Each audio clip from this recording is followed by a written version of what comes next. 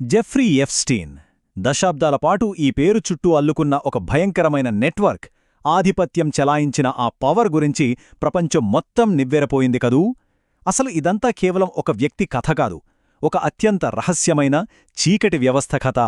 మనకు తెలిసిన వాస్తవాల వెనుక న్యాయ వ్యవస్థలో దాగి ఉన్న ఆ చీకటి కోణాలను బయటపెట్టే వాస్తవమిది. ఇప్పుడు ఇంటర్నెట్లో ఎన్నో పుకార్లు, ఎన్నెన్నో థియరీలు తిరుగుతున్నాయి కదా.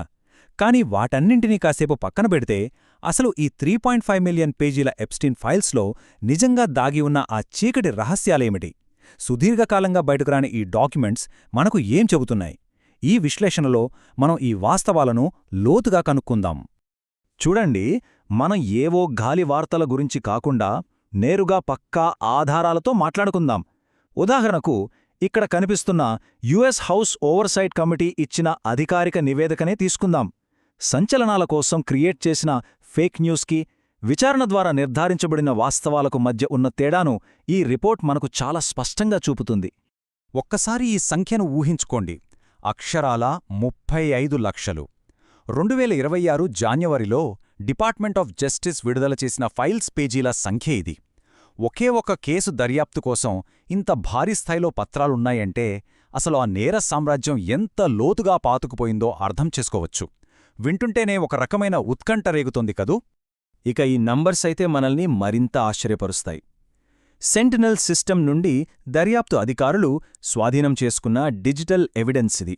ఏకంగా 300 గిగాబైట్లకు పైగా డేటా, దాదాపు 2 లక్షల చిత్రాలు మరియు 2000 వీడియోలు. ఈ ఎవిడెన్స్ అంతా కలిసి ఎంత పెద్ద సైజు క్రిమినల్ ఆపరేషన్ను బయటపెట్టిందో మనం స్పష్టంగా చూడొచ్చు.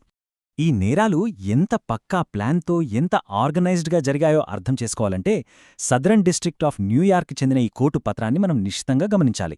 పామ్ బీచ్ నివాసంలో మైనర్ బాలికలను వాళ్లు ఎలా క్రమబద్ధంగా వేధించారో ఈ డాక్యుమెంట్స్ చాలా క్లియర్గా, అత్యంత విషాదకరంగా వివరిస్తున్నాయి.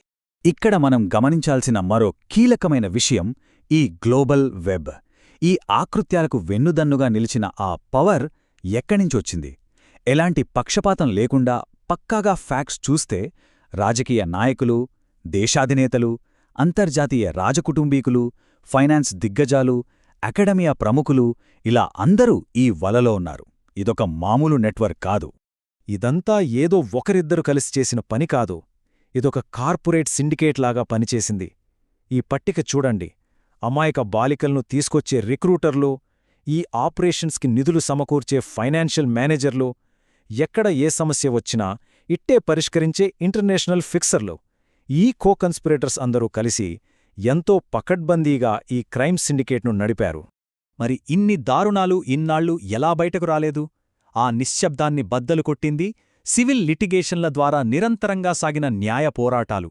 మ్యాగ్నా లీగల్ సర్వీసెస్ నుండి సేకరించిన ఈ భారీ డాక్యుమెంటేషన్, ఆ పేపర్ ట్రేల్ దీనికి ప్రత్యక్ష నిదర్శనం.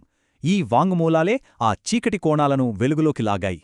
ఈ మ్యాగ్నా లీగల్ సర్వీసెస్ ట్రాన్స్క్రిప్ట్స్లో ఉన్న కొన్ని వాంగ్మూలాలు చదువుతుంటే నిజంగానే వణుకుపుడుతుంది. జస్ట్ 15 ఏళ్ల వయసున్న అమాయక మైనర్ బాలికలను మోడలింగ్ అవకాశాల పేరుతో ఎలా మభ్యబెట్టి వలలో వేసుకున్నారో ఈ పత్రాలు పచ్చి వాస్తవాలను కళ్లకడుతున్నాయి. ఇది జస్ట్ ఆరోపణ కాదు, తిరుగులేని సాక్ష్యం. ఇక ఈ కేసులో మనం ప్రధానంగా అపోహలకు, ఎఫ్బిఐ విచారణలో తేలిన వాస్తవాలకు మధ్య ఉన్న తేడాను ఖచ్చితంగా తెలుసుకోవాలి. ఇంటర్నెట్లో వైరల్ అయినట్లుగా అమ్మాయిలను అప్పుగా ఇచ్చే ఒక నిర్దిష్ట క్లయింట్ లిస్ట్ ఉందనడానికి ఎఫ్బిఐకి ఎలాంటి ఆధారాలు దొరకలేదు. కానీ గ్లోబల్ స్థాయిలో జరిగిన సిస్టమాటిక్ ట్రాఫికింగ్, దానికి సహకరించిన పవర్ఫుల్ వ్యక్తుల నెట్వర్క్ ఉందనడానికి కాదనలేని ఎవిడెన్స్ దొరికింది.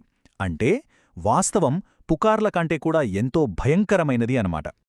కానీ ఈ మొత్తం ఎపిసోడ్లో మనం అత్యంత శ్రద్ధగా వినాల్సిన గొంతుకలు ప్రాణాలతో బయటపడిన ఆ బాధితులవి. రిప్రజెంటేటివ్ కెల్లీ మోరిసన్ హౌస్ ఫ్లోర్లో చదివిన ఈ మాటలు వినండి. 40 మంది పిల్లలను అతను లైంగికంగా వేధించాడనడానికి ప్రభుత్వానికే తెలుసు. ఆ పిల్లల్లో కొందరు మేమే. ఆ వాక్యంలో ఉన్న బాధ, ఆవేదన చాలా లోతైనది.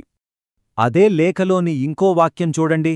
మరే ఇతర అమెరికన్ అయినా జీవితాంతం జైలులో మగ్గిపోయేవాడు.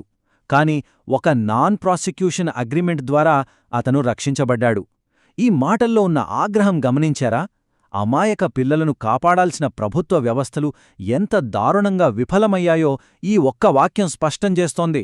పోనీ 2026లో ఈ డాక్యుమెంట్స్ విడుదలైన విధానమైనా పారదర్శకంగా ఉందా అంటే అదీ లేదు. అత్యంత కీలకమైన సాక్ష్యాలను సరిగ్గా దాచడంలో విఫలమవడమే కాకుండా కనీసం బాధితుల గుర్తింపులను కూడా కాపాడలేకపోయారు. ఈ అజాగ్రత్తల వల్ల ఆ బాధితుల ప్రాణాలకు మళ్లీ ముప్పేర్పడింది. న్యాయ వ్యవస్థ మళ్లీ తన వైఫల్యాన్ని ఎలా ప్రదర్శించిందో చూడండి. దీనిపై ఐక్యరాజ్యసమితి నిపుణులు కూడా తీవ్రంగానే స్పందించారు. న్యాయ వ్యవస్థ బాధితుల శ్రేయస్సును ఎందుకు కేంద్రంగా చేసుకోలేకపోయిందని వారు సూటిగా ప్రశ్నించారు.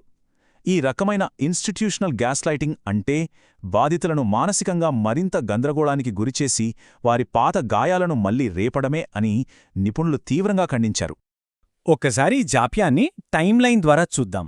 2006లో ఫ్లోరిడాలో నమోదైన తొలి నివేదికలు, 2008లో ఆ వివాదాస్పద ఒప్పందం, ఆ తర్వాత 2019లో అరెస్ట్, ఇక్కడ నుండి 2026లో ఈ భారీ డాక్యుమెంట్స్ విడుదలయ్యే వరకు, అంటే ఈ కొద్దిపాటి న్యాయం జరగడానికి దశాబ్దాల కాలం పట్టింది.